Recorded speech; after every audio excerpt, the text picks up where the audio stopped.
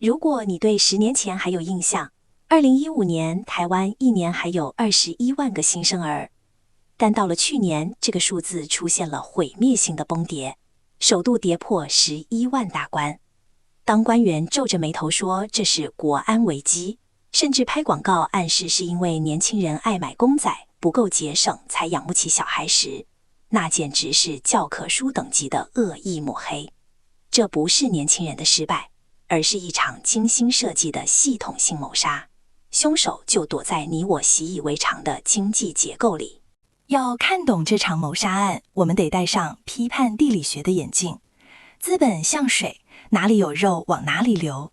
最初資本流向工廠和勞工，這叫第一回路，它創造就業與真正的價值。但當競爭太激烈，利潤變微薄時，資本會感到焦慮，他不想再賺辛苦錢，於是大規模溢出到土地與房地產，這就是所謂的第二回路。在台灣，這個回路已經失控，成了吃人的怪物。為什麼資本瘋狂湧向房地產？因為這場遊戲的報酬率太不公平了。當你辛苦開工廠做實業，年毛利可能只有 5%， 但隔壁囤地的地主只要把土地放在那裡曬太陽，一年就能增值 20%。 當炒地皮比做實業好賺4倍時，錢就會集體拋棄勞工與技術研發。第一個受害者就是產業，高昂的租金像吸血鬼一樣，吸乾了企業原本該拿來發薪水和研發的造血能力。第二位受害者就是未來，在經濟模型中，這叫第三回路，指的就是社會的再生產，生養下一代。一個家庭的資源是有限的，當房貸或房租佔據了收入的 50%甚至 70% 時，原本該用來投資孩子教育、營養與陪伴的資源，全都被冰冷的水泥給剝奪了。少子化的真相不是年輕人不想生，而是資本為了尋求短期的房價暴利，正在預支下一代的所有生存空間。一定有人會說，房地產是經濟火車頭啊，你看 GDP 很漂亮。別被騙了，這是最大的謊言。GDP 測量的是流量，也就是今年新創造了什麼，而房價上漲是存量的價值重估。一棟30年的老房子從1000萬漲到3000萬，過程中沒有多出一塊磚頭，房子甚至更舊了。這多出的2000萬不代表國家變強，它只代表一種財富轉移，把年輕人未來的勞動成果無償轉移到囤房者的口袋裡。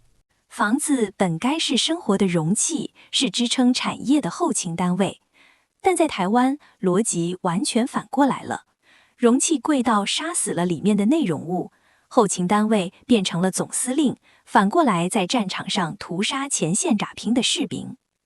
當房地產不再服務於生活，而是吸乾生活時，這已經不是經濟發展，而是經濟的癌變。我們就像在一輛熄火的車子裡，不斷喊價把車價炒高，卻沒人發現車子根本動不了。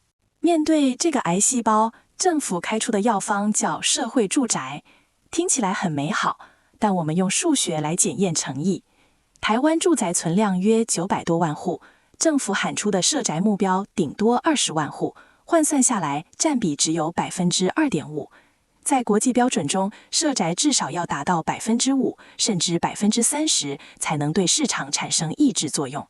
這 2.5% 的社宅就像在森林大火時拿小水槍噴水，它不是用來解決問題的，而是用來緩解年輕人焦慮、表演有在做事的政治安慰劑。如果真的想解決問題，解答就在眼前，逼出空屋。台灣擁有世界級的奇觀，世界第一的房價所得比，卻同時擁有世界第一等的空屋率。全台有超過100萬戶空屋被當成金融商品鎖在保險箱裡，只要課徵嚴格的空屋稅，哪怕只逼出30%的空屋進入市場，租金和房價都會立刻崩跌。那為什麼政府不做？因為蓋社宅花的是納稅人的錢，建商還能賺錢，但課空屋稅割的是地主金主的肉。課徵空屋稅還有一個政府不敢說的副作用，它會摧毀租屋黑市。為了證明房子不是空屋，房東必須審保出租。一旦見光，那70到90%長期逃漏稅的房東就會無所遁形。這就是為什麼從中央到地方，從藍到綠，沒人敢真正推動空屋稅。他們害怕得罪那個龐大的、沉默的，卻掌握着政治現金與話語權的親地主階級。所以，那10.7萬的出生數字，其實是年輕人最後的理性覺醒。過去體制用傳統價值觀逼女性生小孩，提供源源不絕的廉價勞工。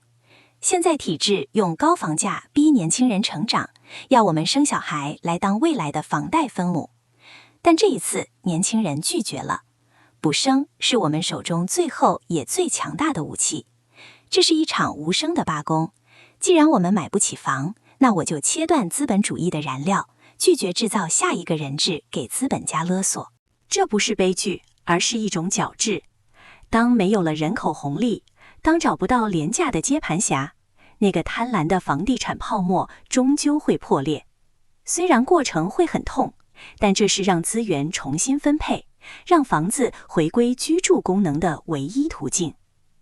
我們不需要更多空蕩蕩的豪宅，我們需要的是一個讓勞動者能安居樂業，讓孩子能有尊嚴的出生的社會環境。我是小溪，今天說這些不是要制造絕望，而是要喚醒大家的自覺。你要看穿 GDP 成長的假象，看穿政策的虛偽，更要看穿那些抹黑年輕人亂花錢的標籤。房子是用來住的，不是用來吃人的。如果現狀不改，10.7萬只是一個開始。轉發出去，讓更多人看清真相，我們才有機會奪回屬於我們的未來。